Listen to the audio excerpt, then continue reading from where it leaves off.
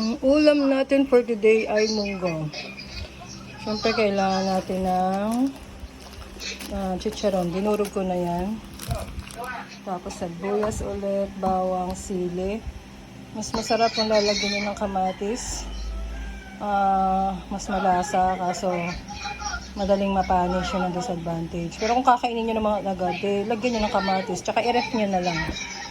At saka dahon ng ampalaya or dahon ng malunggay. Kung walang dahon ng ampalaya or malunggay dyan, yun na lang celery. Yun, panigurado merong celery dyan. Pati yung stock isama nyo na. At syempre, kailangan natin ng munggo. Yung munggo, ilaga nyo na. Para lang kayong nagsasaing.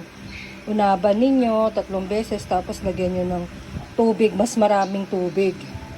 Yun, tapos palambutin ninyo. Ngayon, titingnan nyo kasi baka mamaya matuyuan, masusunog yan. Kaya kailangan meron na kayong nakareding tubig na boiled na mainit para pag natutuyuan siya, dagdag lang kayo ng dagdag ng tubig. Ayan o, pagka ganyang sumabog na yan, luto na yan. Ngayon kung napabayaan nyo siya na naging durog na durog, okay lang yun, mas masarap pa nga pagka ganun.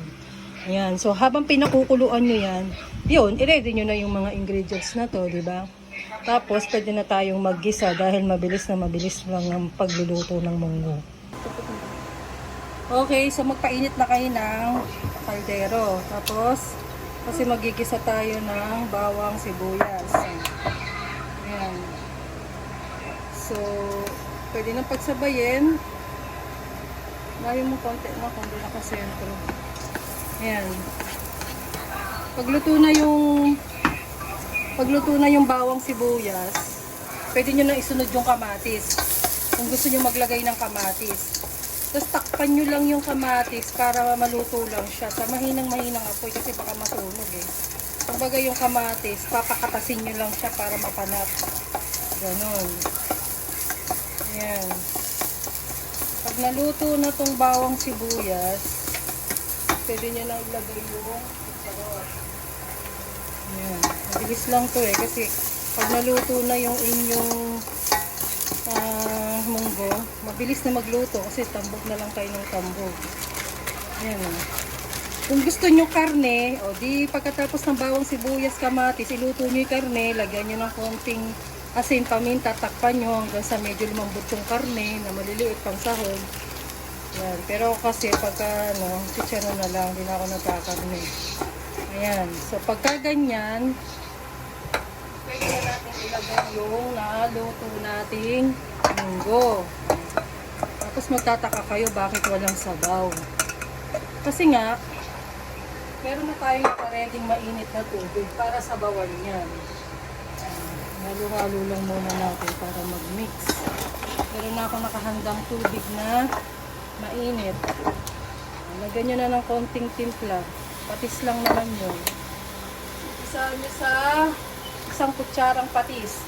Pero kung marami, mga 2 kutsara, ayun o. So may pangsabaw na ako kaagad, diba? Kasi meron akong nakareding tubig na mainit na.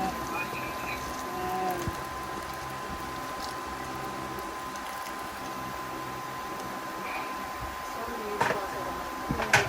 Pasok ka? Hindi.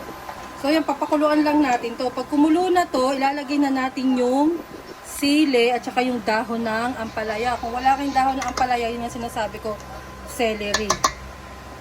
Pati stock kasama nyo. Papakuluan lang natin dito saglit. Ayan, nakita mo, kumukulo na, di ba? Ayan, kumukulo na siya. Wow.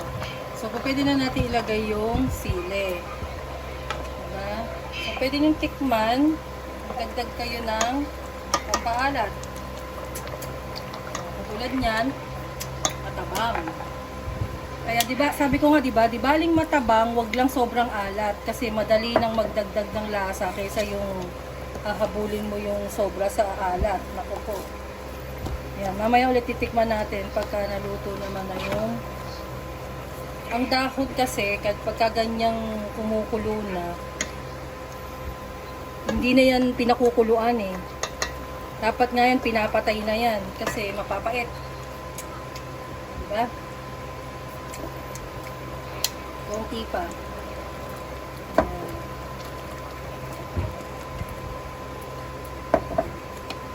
So, So, patayin na yung kalan pagka dahong ampalaya. Ha?